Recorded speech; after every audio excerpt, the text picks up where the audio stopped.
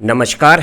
विज्ञान और इंजीनियरिंग विषयों में रुचि बनाने और विषय समझ को मजबूत बनाने के लिए शुरू किए गए श्रीदेवी क्लासेज यूट्यूब चैनल पर एक बार फिर आपका स्वागत है। हमारी प्लेलिस्ट इलेक्ट्रिकल मशीन डिजाइन में 3 फेज एसी आर्मेचर वाइंडिंग के डिजाइन के लिए आज हम समझते हैं सिंगल लेयर वाइंडिंग किस तरह से बनाई जाती है और कंसेंट्रिक प्रकार की लेप और मफ वाइंडिंग की कॉन्फ़िगरेशन किस तरह की है, उनकी मेरिट और लिमिटेशंस क्या है और समझते हैं अनबाइफर्केटेड और बाइफर्केटेड तरीके से सिंगल लेयर वाइंडिंग्स किस तरह से बनाई जाती है। इसी प्लेलिस्ट की एक दूसरी वीडियो से आप सिंगल लेयर वाइंडिंग की डिटेल डिजाइन को समझ सकते हैं। 3 फेज एसी आर्मेचर्स में डबल लेयर वाइंडिंग्स किस तरह से की जाती है उन्हें भी जान सकते हैं। शुरू करते हैं आज का video lesson. 3 phase AC machine के आर्मेचर में सिंगल लेयर वाइंडिंग करते समय हम आर्मेचर कोर के जो सेमी क्लोज्ड या टोटली क्लोज्ड स्लॉट्स होते हैं इनमें हम कोयल की सिर्फ एक एक्टिव कंडक्टर साइड को स्लॉट में स्लॉट लाइनर इंसुलेशन के साथ प्लेस कर देते हैं। ये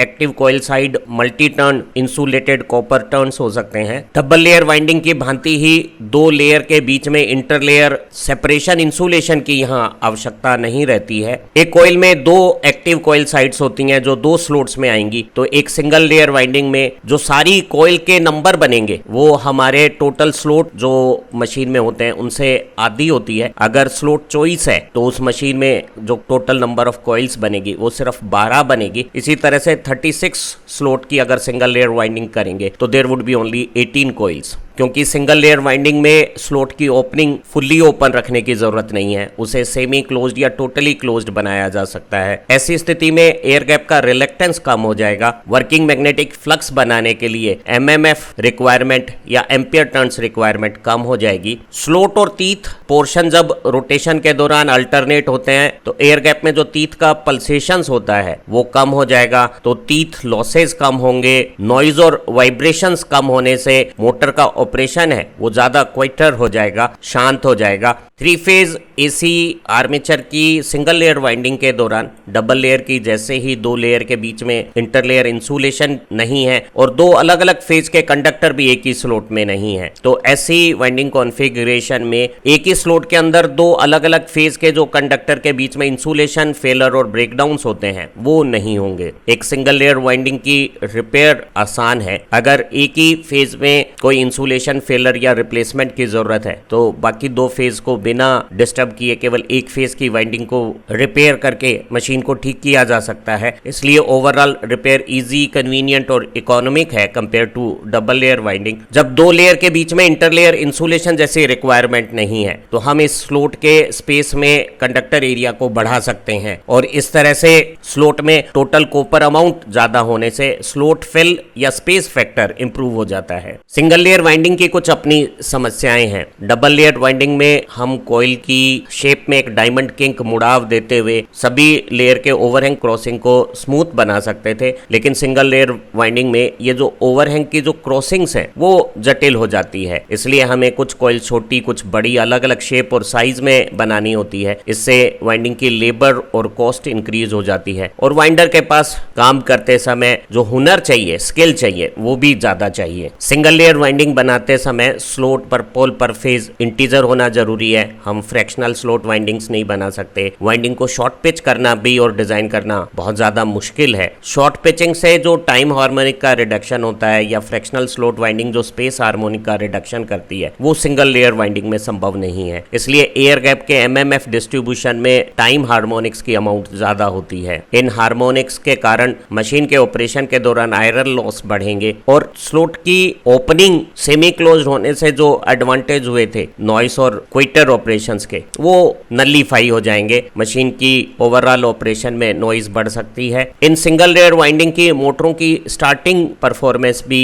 थोड़ी पुअर होती है। जो बड़ा ओवरहैंग है, जब हम एक से ज्यादा लेयर्स बनाएंगे तो ओवरहैंग अलग अलग साइज में सबसे बड़ी कॉइल का काफी बाहर चला जाएगा, तो लीकेज रिएक्टेंस, लीकेज फ्लक्स ज्यादा होने से बढ़ जाएगा, तो रनिंग टॉर्क भी कम हो जाएगा। सिंगल लेयर वाइंडिंग में ओवरहैंग पोर्शन भी लंबे और काफी बाहर एयर में फैले हुए होते हैं और वाइंडिंग के जो एंड कनेक्शंस हैं वो भी ज्यादा और लंबे एयर में फैले हुए होते हैं। एयर में रिलेटिव परमिटिविटी कम होने से इलेक्ट्रिक फील्ड स्ट्रेसेस ज्यादा हो जाती हैं, इसलिए वाइंडिंग को सेफ रखने के लिए कंडक्टर के ऊपर जो इंसुलेशन की रिक्वायरमेंट है वो बढ़ जाती है। सिंगल लेयर वाइंडिंग को डिजाइन करना, वाइंडिंग को स्लोट्स में इंसर्ट करके इंटरकनेक्ट करना, ये भी काफी जटिल कम्बरसम है, ज्यादा समय लेता है, लेबर ज्यादा लगती है। इसलिए सिंगल लेयर वाइंडिंग का इस्तेमाल हम केवल छोटी पावर की मोटरों में, जिनमें स्लोट छोटा है और स्लोट फिल फैक्टर हम इंटरलेयर पेपर सेपरेशंस लगा के कमजोर नहीं करना चाहते हैं, इसलिए हम एक ही कंडक्टर साइड को पूरे स्लोट्स में अकोमोडेट करते हैं और सिंगल लेयर वाइंडिंग का इस्तेमाल करते हैं। तो सिंगल लेयर वाइंडिंग का इस्तेमाल अधिकांश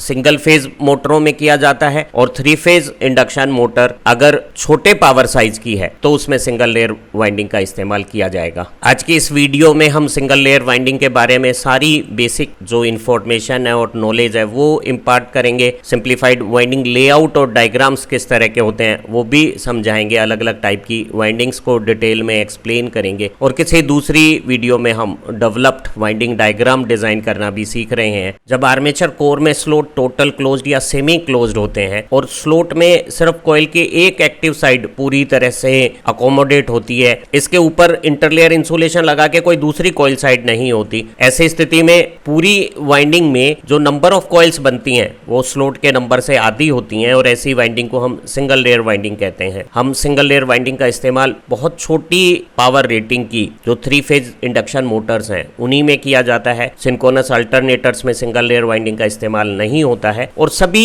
सिंगल फेज के जो fractional horse power AC Motors होती हैं उनमें हम सिंगल लेयर वाइंडिंग का इस्तेमाल करते हैं। लेकिन डबल लेयर वाइंडिंग के अपने एडवांटेजेस हैं, उसके कारण बड़ी पावर रेटिंग की सभी मशीनों में हम डबल लेयर वाइंडिंग का इस्तेमाल करते हैं। सिंगल लेयर वाइंडिंग की जो डिजाइन है उसके कई रूप हो सकते हैं, वो कंसेंट्रिक प्रकार की हो सकती है, लेप टाइप या मश टाइप भी हो सकती है। हम सिंगल लेयर वाइंडिंग में वेव वाइंडिंग को इस्तेमाल नहीं करते हैं क्योंकि एंड कनेक्शंस में वेव वाइंडिंग बनाते समय बहुत ज्यादा परेशानियां हैं। सिंगल लेयर वाइंडिंग की डायग्राम या डिजाइन्स का मश रूप में या लैप प्रकार का या कंसेंट्रिक प्रकार का जो डिवीजन है वो कॉइल की शेप, साइज और उनके इंटरकॉइल कनेक्शंस और इंटरग्रुप कनेक्शंस के अरेंजमेंट्स के आधार पे होता है। पर चाहे किसी भी प्रकार की सिंगल लेयर वाइंडिंग हो, चाहे वो मश प्रकार हो जैसा कि यहाँ पहली पीली हाईलाइट में दिखाया है, या बीच में लैप प्रकार दिखाया है, या बाद में हमने कंसेंट्रिक प्रकार दिखाया है, इन्हें जब हम अकोमोडेट करते हैं तो ये जो ओवरहैंग की क्रॉसिंग है वो सभी प्रकार की वाइंडिंग्स में एक छोटी समस्या बन जाती है और हमें ओवरहैंग को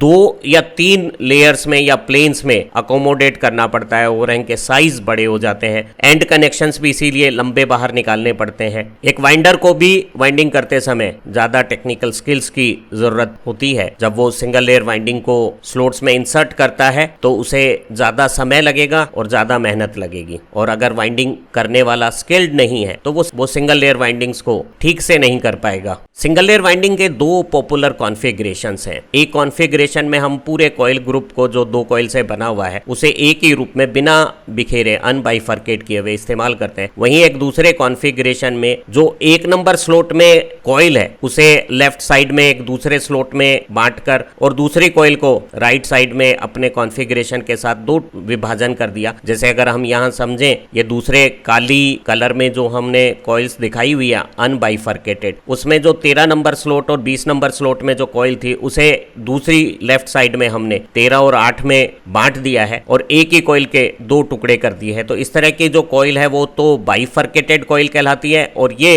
अनबाइफर्केटेड कॉइल कहलाती है। इन दोनों के जो कॉइल के आपस में इंटरकनेक्शंस हैं वो डिफरेंट है, कॉइल ग्रुप के कनेक्शंस भी डिफरेंट है। लेकिन एक बार जब करंट फ्लो होता है तो आप देखिए 1 number, 2 number, 7 number, 8 number slot में दोनों स्थितियों में चाहे कॉइल अनबाइफर्केटेड हो या बाइफर्केटेड हो, करंट का डिस्ट्रीब्यूशन एयर गैप में एक जैसा एमएमएफ स्पेस डिस्ट्रीब्यूशन बनाएगा। 3 फेज इंडक्शन मोटर की सिंगल लेयर वाइंडिंग में सबसे प्रचलित कॉन्फ़िगरेशन कंसेंट्रिक वाइंडिंग कॉन्फ़िगरेशन है। एक कंसेंट्रिक वाइंडिंग कॉन्फ़िगरेशन में एक कॉइल ग्रुप में अगर 3 कॉइल्स हैं तो इन तीनों कॉइल की सेंटर लाइन कॉमन होगी। अक्सर जब हम कंसेंट्रिक कॉइल का ग्रुप बनाते हैं तो एक ही वायर रोल में जो इनेमल इंसुलेटेड मैग्नेटिक वायर है उस वायर से हम जितने टर्न्स की हमें कॉइल बनानी है उतने कॉइल्स की एक छोटी स्पान की कॉइल बना लेते हैं। फिर उसके आखिरी सिरे से जो नेक्स्ट बड़ा स्पान है उसकी कॉइल्स बनाते हैं और फिर उसके आखिरी सिरे से सबसे बड़े स्पान की कॉइल बना लेते हैं और आखिर में कॉइल ग्रुप के कनेक्शंस बाहर आ जाते हैं। इस तरह से जब हम एक ही वायर रोल से एक पूरा कॉइल ग्रुप बनाते हैं तो कॉइल्स के बीच में जो इंटर कनेक्शंस करने होते हैं हमें एक कॉइल ग्रुप बनाने के लिए, उसकी जरूरत नहीं होती। इससे हमारी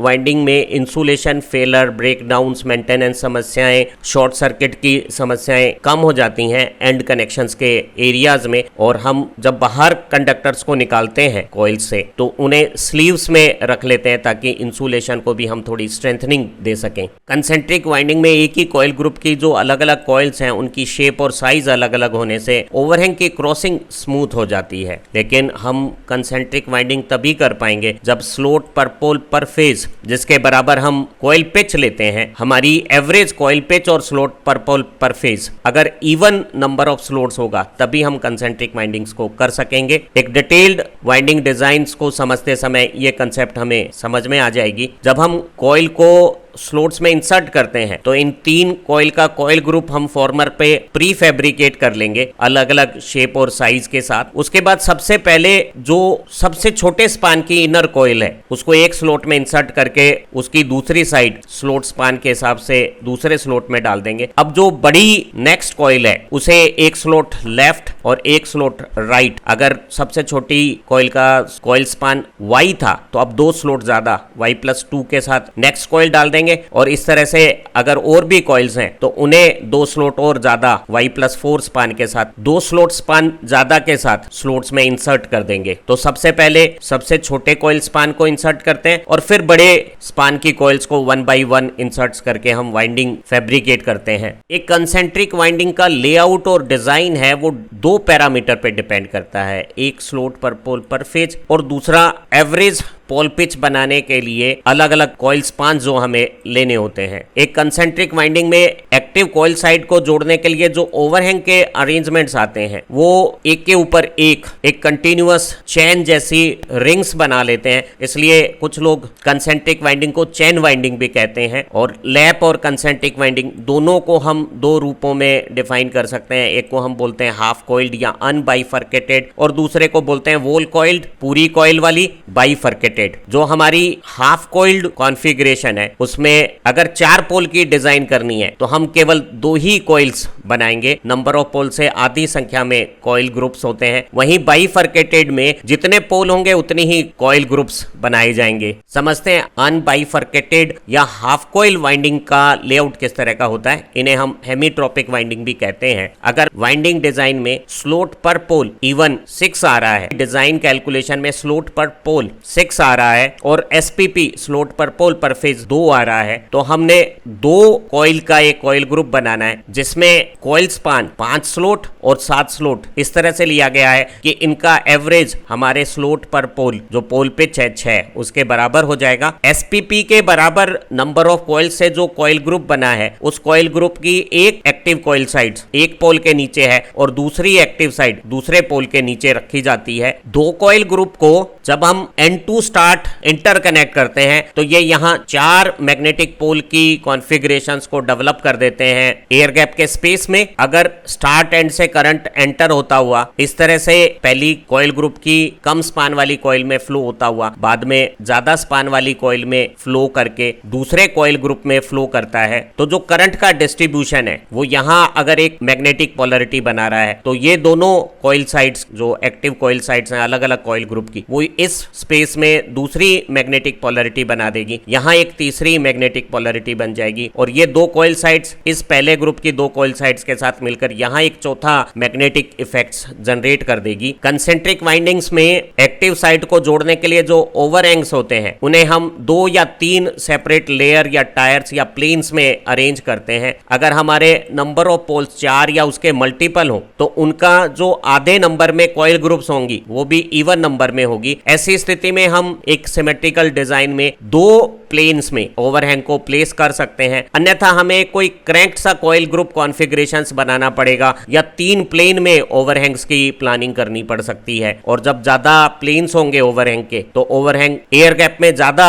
दूरी तक चला जाएगा, एंड कनेक्शंस भी लंबे बनाने पड़ेंगे और वो ज्यादा इंसुलेशन की डिमांड करेंगे, उनमें इंसुलेशन फेलर्स की प्रॉब्लम्स भी ज्यादा हो सकती है। समझते हैं बाइफर्केटेड वाइंडिंग का लेआउट किस तरह का है। इन्हें हम वोल कॉइल वाइंडिंग भी कहते हैं। जैसे हमने पहले बताया था, जो अनबाइफर्केटेड एसी वाइंडिंग का कॉइल ग्रुप था उसे हमने दो लेफ्ट और राइट साइड में अलग अलग कॉइल ग्रुप में बांट लिया है, ताकि एक कॉइल ग्रुप के रिटर्न करंट वाली कंडक्टर साइड एडजेसेंट दूसरे कॉइल ग्रुप की एक कॉइल साइड के साथ शेयर हो जाए। अगर हम चॉइस स्लॉट में 4 पोल की डिजाइन कर रहे हैं और स्लॉट पर पोल 6 आ रहा है, तो हमने पहले कॉइल ग्रुप को 2 नंबर स्लॉट से शुरू किया है, तो दूसरा कॉइल ग्रुप उससे 6 आगे 8 से शुरू हुआ है, तीसरा और 6 आगे 14 नंबर स्लॉट से शुरू हुआ है, और चौथा कॉइल ग्रुप और पोल पिच 6 स्लॉट आगे 14 से 6 आगे 20 नंबर स्लॉट से शुरू हुआ है। एक ओड नंबर कॉइल स्पान लेते हुए 2 नंबर स्लॉट की कॉइल को 5 स्लॉट आगे 7 नंबर से, ताकि एक पोल की जो चारों कॉइल ग्रुप्स हैं उसकी एक कॉइल साइड अगर इवन नंबर स्लॉट में है तो दूसरी ओड नंबर में आ जाए, जैसा कि यहाँ दिख रहा है। कॉइल ग्रुप के आपस में इंटरकनेक्शन से एक डबल लेयर वाइंडिंग की भांति है, end to end, start to start, end to end. ध्यान रहे, अनबाइफर्केटेड में हमने कॉइल ग्रुप के कनेक्शन एंड टू स्टार्ट किए थे, जबकि बाइफर्केटेड में ये end to end, start to start है। अब जब करंट फ्लो होगा तो हर कॉइल ग्रुप एक अपना मैग्नेटिक पोल बनाएगा और अल्टरनेट कॉइल ग्रुप के मैग्नेटिक पोलैरिटीज ऑपोजिट होंगी। एक चॉइस स्लॉट में 4 पोल की सिंगल लेयर वाइंडिंग को अनबाइफर्केटेड और बाइफर्केटेड यहाँ दिखाया हुआ है, और हम कंपेयर कर सकते हैं। अनबाइफर्केटेड में 2 कॉइल ग्रुप, जिसमें हर में एसपीपी के बराबर 2 कॉइल एक ग्रुप में है, इनके एंड टू स्टार्ट कनेक्शन से यहाँ एयर गैप स्पेस में 4 alternate opposite magnetic polarities develop हुई है। वहीं बाइफर्केटेड वाइंडिंग में इस कॉइल ग्रुप की 2 कॉइल्स को, एक को लेफ्ट साइड में और एक को राइट साइड में हमने बाइफर्केट कर दिया है, और इस तरह से 2 कॉइल ग्रुप की बजाय 4 कॉइल ग्रुप्स हो गए, और इनके connection end to end, start to start करके हमने 4 alternate opposite magnetic polarities air gap space में डेवलप कर ली है। हालांकि सिंगल लेयर वाइंडिंग्स में कंसेंट्रिक वाइंडिंग ज्यादा प्रचलित है, क्योंकि उसमें ओवरहैंग की क्रॉसिंग ज्यादा स्मूथ है, लेकिन कुछ लोग लेफ्ट वाइंडिंग को भी इस्तेमाल करते हैं। एक लेफ्ट वाइंडिंग की डिजाइन में सारी कॉइलें जो नंबर ऑफ स्लॉट से आधी होंगी, उनकी कॉइल पिच, शेप और साइज आइडेंटिकल होगा। सारी कॉइलों को हम पहले से डायमंड शेप्ड में किसी फॉर्मर में प्री फैब्रिकेट कर सकते हैं। कॉइल को इंसर्ट करते समय किसी एक कॉइल को स्लॉट में पहले रखकर कॉइल स्पान के बराबर दूसरे स्लॉट में दूसरी कॉइल साइड को रखा जा सकता है, और एक एक करके हम सारी कॉइल्स को जब प्लेस करेंगे तो यहाँ मल्टी लेयर में ओवरहैंग की क्रॉसिंग्स हो जाएंगी। ओवरहैंग क्रॉसिंग में थोड़ी ट्रबल्स आने के कारण कॉइल्स का स्लॉट्स में इंसर्शन थोड़ी ज्यादा स्किल्स, टाइम और लेबर डिमांड करेगा। एक लेफ्ट वाइंडिंग डिजाइन करने के लिए जो स्लॉट पर पोल पर फेज है वो पूर्णांक होना जरूरी है। हम लेफ्ट वाइंडिंग सिंगल लेयर में फ्रैक्शनल स्लॉट कंडीशंस में नहीं बना पाएंगे। एक लेफ्ट वाइंडिंग में वाइंडिंग की डिजाइन, उनके इंटरकनेक्शंस कंसेंट्रिक प्रकार की वाइंडिंग के जैसे ही हैं, और लेफ्ट वाइंडिंग में भी हम दोनों अनबाइफर्केटेड और बाइफर्केटेड कॉन्फ़िगरेशंस को डिजाइन कर सकते हैं। एक कंसेंट्रिक वाइंडिंग की कंपैरिजन में लेफ्ट वाइंडिंग में एक जैसी शेप और साइज की कॉइल्स को हम फॉर्मर पे प्री फैब्रिकेट कर सकते हैं, तो कॉइल की फॉर्मेशन में लेबर की स्किल, टाइम और जो कॉस्ट इन्वॉल्व है वो लेफ्ट वाइंडिंग में कम है। वहीं एक कंसेंट्रिक कॉइल में इनर कॉइल्स का स्पान छोटा है, उसकी साइज भी छोटी है, और आउटर कॉइल्स जो कॉइल ग्रुप की हैं उनके स्पान और साइज बड़े हैं। कॉइल बनाते समय टेक्निकल स्किल्स, लेबर और कॉस्ट ज्यादा आएगी, लेकिन अलग अलग साइजेस के कॉइल्स होने के कारण एक कॉइल ग्रुप में ओवरहैंग के क्रॉसिंग की कोई समस्या नहीं होगी। तो वाइंडिंग करते समय, कॉइल्स को स्लॉट्स में इंसर्ट करते समय एक कंसेंट्रिक वाइंडिंग में परेशानियां कम होती है, इसलिए अधिकांश वाइंडर कंसेंट्रिक प्रकार की वाइंडिंग का ही सिंगल लेयर में ज्यादा इस्तेमाल करते हैं। वहीं कुछ लोग जो डबल लेयर वाइंडिंग ज्यादा करते हैं, डबल लेयर वाइंडिंग में लेप प्रकार की वाइंडिंग को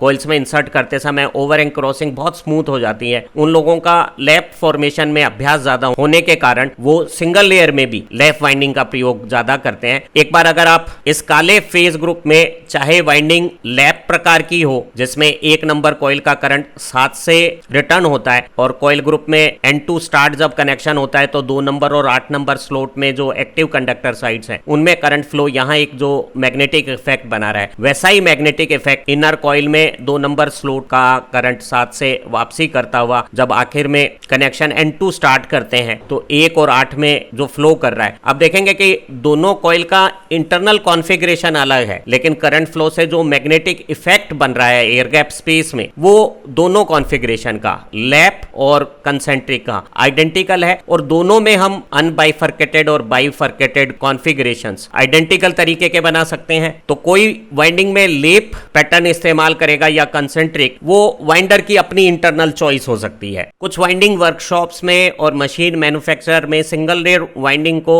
मश वाइंडिंग कॉन्फ़िगरेशन में बनाना पसंद किया जाता है। इसमें कॉइल की जो पिच होती है स्लॉट्स में, जो शेप होती है और साइज होता है, वो सभी कॉइल्स का चाहे वो किसी भी फेज की हो आइडेंटिकल होता है। तो एक ट्रेपेजाइडल फॉर्म में 2 पैरेलल एक्टिव कंडक्टर साइड्स, एक छोटी और एक बड़ी के रूप में कॉइल को फॉर्मर पे पहले से प्री फैब्रिकेट कर लिया जाता है और सारी कॉइल्स की छोटी साइड्स को पहले इंसर्ट किया जाता है। ओड नंबर स्लॉट्स में 1, 3, 5, 7, 9, 11 इनमें जो छोटी साइड्स हैं उन्हें जब सारी कॉइल्स को हम इंसर्ट कर लेंगे तो उसके बाद उन्हीं कॉइल्स की बड़ी साइड्स को 1 बाई 1 जब इंसर्ट करते हैं तो क्रॉसिंग एक के बाद एक लेफ्ट टू राइट क्रॉस करती हैं और क्रॉसिंग का अरेंजमेंट रिलेटिवली स्मूथ हो जाता है। मश प्रकार की कॉइल कॉन्फ़िगरेशंस में जो एडजेसेंट स्लॉट्स की कॉइल्स में जो ओवरहैंग की क्रॉसिंग है वो बहुत स्मूथ लेफ्ट टू राइट आती है, लेकिन मश वाइंडिंग तभी संभव है जब स्लॉट पर पोल पर फेज वोल नंबर हो और कॉइल स्पान या pole pitch odd number of slots हो। जैसे 36 स्लॉट में अगर हम 4 पोल की मशीन डिजाइन करते हैं और पोल पिच 9 स्लॉट आती है तो मश वाइंडिंग बनाने में कोई दिक्कत नहीं आएगी। छोटी कॉइल की जो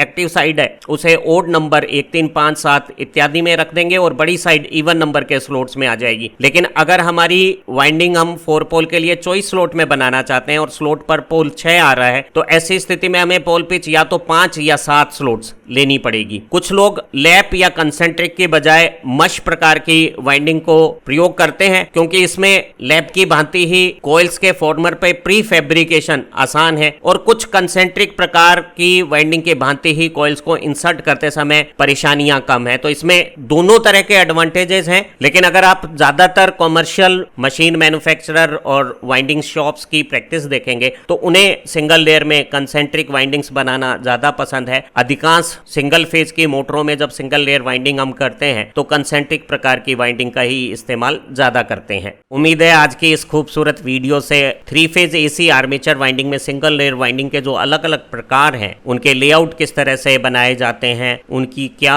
मेरिट्स हैं और क्या लिमिटेशंस हैं, आपको अच्छी तरह से समझ में आ गई होगी। इसी प्लेलिस्ट में सिंगल लेयर वाइंडिंग का डेवलप्ड डायग्राम समझाने की कुछ वीडियो है और डबल लेयर वाइंडिंग्स को भी बहुत अच्छी तरह से समझाया हुआ है। हमारी दूसरी प्लेलिस्ट से भी आपकी इलेक्ट्रिकल इंजीनियरिंग की समझ सुधरेगी। आप अच्छा पढ़ें, तरक्की करें। Have nice time. फिर मिलेंगे एक नई इतनी ही बेहतरीन वीडियो के साथ।